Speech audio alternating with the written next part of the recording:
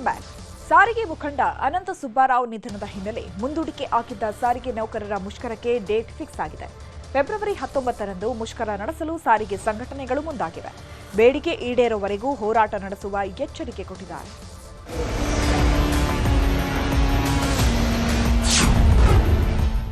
February 19ಕ್ಕೆ ಸಾರಿಗೆ ನೌಕರರ ಮುಷ್ಕರ. ಬೇಡಿಕೆ ಈಡೇರುವವರೆಗೂ ಹೋರಾಟಕ್ಕೆ ಸಜ್ಜು.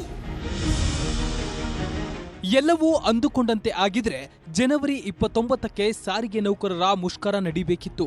ಆದರೆ ಜನವರಿ 28ರಂದು ಸಾರಿಗೆ ನೌಕರರ ಹಿರಿಯ ನಾಯಕ ಅನಂತ ಸುಬ್ಬರಾವ್ ಹೃದಯಾಘಾತದಿಂದ ಸಾವನ್ನಪ್ಪಿದ್ರು.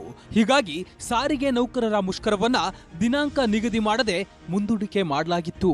ಇದೀಗ ಮತ್ತೆ ಸಭೆ ನಡೆಸಿ ಫೆಬ್ರವರಿ 19ರಂದು ಮುಷ್ಕರ ನಡೆಸಲು ಜಂಟಿ ಕ್ರಿಯಾ ಸಮಿತಿ ನಿರ್ಧರಿಸಿದೆ.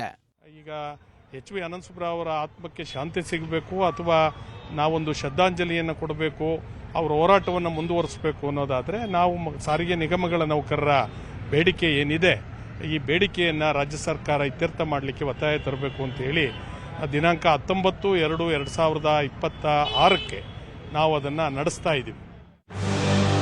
ಫೆಬ್ರವರಿ 19ರಂದು ಫ್ರೀಡಂ ಪಾರ್ಕ್ನಲ್ಲಿ ಬೃಹತ್ ಪ್ರತಿಭಟನೆ ನಡೆಸಲು ತೀರ್ಮಾನಿಸಲಾಗಿದೆ.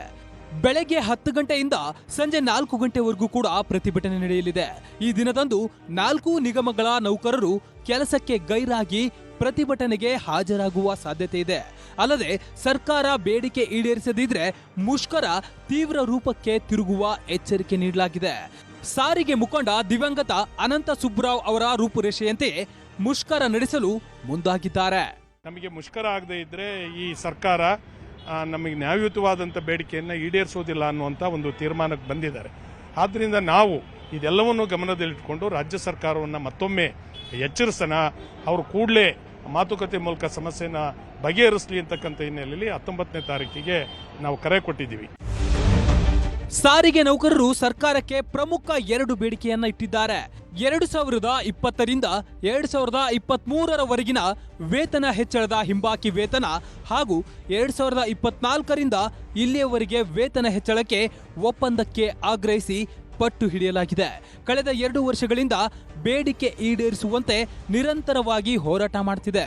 ಆದರೆ ಸರ್ಕಾರ ಕಳೆದ ಬಾರಿ ಬೇಡಿಕೆ ಈಡೇರಿಸುವ ಭರವಸೆ ನೀಡಿತ್ತು. ಆದರೆ ಕೊನೆ ಕ್ಷಣದಲ್ಲಿ ಜಾರಿ ಮಾಡದ ಹಿನ್ನೆಲೆ ಮತ್ತೆ ಸಾರಿಗೆ ನೌಕರರು ಮುಷ್ಕರಕ್ಕೆ ಮುಂದಾಗಿದ್ದಾರೆ.